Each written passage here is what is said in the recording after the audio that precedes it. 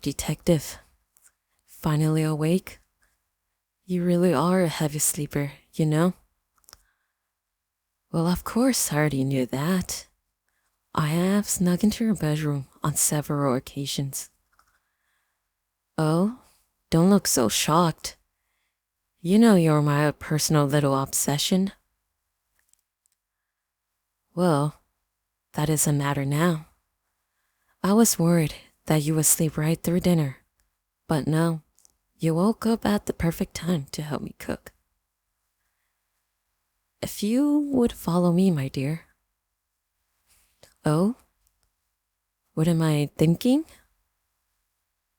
You can't walk when you're tied down like that. Allow me to help you, my dear. Let's go on a stroll. Just you and me.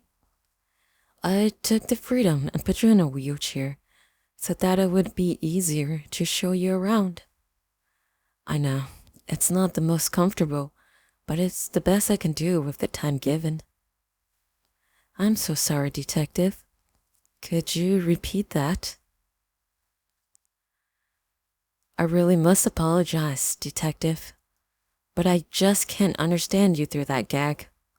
Let me get that for you. Detective, did you just bite me?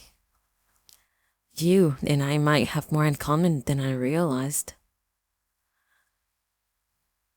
Oh, but we do, my dear detective. You and I are more alike than you want to admit. Tell me, how did I taste? Did you enjoy my flavor?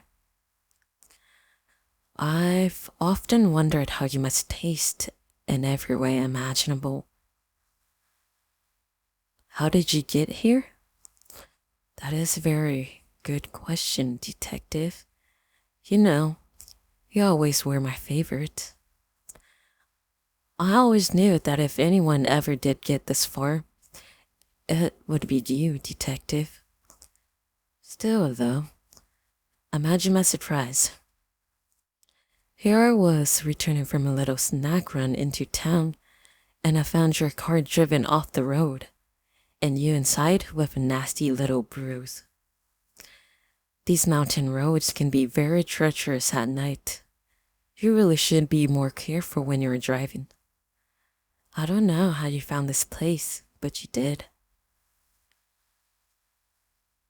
Let's stop for a moment and just enjoy the fresh mountain air. It's one of the best parts about living so far away from the city. There's no pollution or unwanted noise. That's why I sometimes just swing the patio doors open like this to let the fresh air in. Do you want to go for a stroll outside? You're allowed to. Go on. I'll wait for you right here, and then we will continue the house tour. No?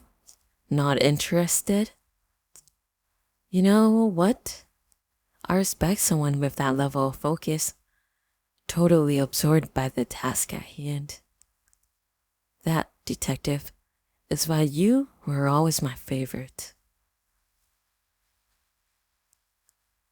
Alright, my dear Detective, this is the main dining room. My parents used to host the most fabulous dinner parties here. People from high society came running to taste my father's cooking. You should have seen him. It was an entire performance. Here we are, the kitchen. This was always my favorite room in the house. I must apologize for being a poor host. You've been in that room for quite a while, and I haven't offered you anything to drink yet. What can I get for you, Detective? You're off the clock, so it's allowed. Well, I'll pour you a glass anyway. You'll like it. It's nice. It's Chianti. It would go great with some liver and fava beans. Take a drink. Come on, for my sake. It'll be a bit difficult to drink when you're tied down like that. I'll hold the glass for you. How about that? Take a sip. There we go, detective. I always did find you to be more likable after a drink. Don't lie to me, detective. You'd been drinking before you came to interview me the first time we met. Oh no, I couldn't smell it on you. You did very well with hiding it. But through my work, I've seen enough alcoholics to know one when I see one. Now, detective, I'm not mocking you. I never would. You'd gone through a lot, with your husband leaving you, and the death of your partner at my hands. That coupled with you working in law enforcement would be strange if you didn't turn to some kind of substance abuse. I'm not judging you. Everyone has their vices. You and I are no exceptions. Okay. They're not quite the same. You drink to do with your issues.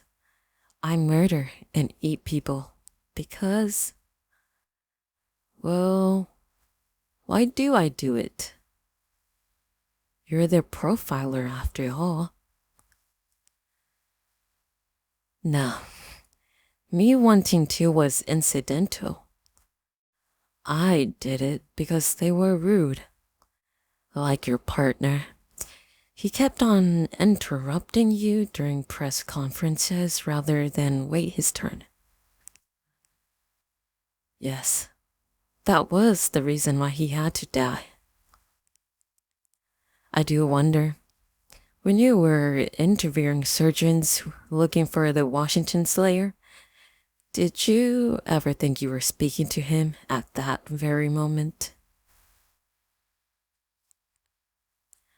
I never liked that nickname, to be honest. It just sounds so uninspired. It sounds so generic and ordinary. I think we can both agree that I'm anything but that. What do you mean? What do I mean? Most of these guys are so boring. I, at the very least, try to put on a show. Is it so hard to have a bit dramatic flair these days? I'm sorry, detective. I'm truly sorry. I shouldn't have raised my voice like that. It's rude. Now, let's get started cooking. I have my fridge filled with fresh ingredients. I just came back from a hunting trip. My dear detective, shouldn't we get started? I've wanted to have you for dinner ever since the moment I met you.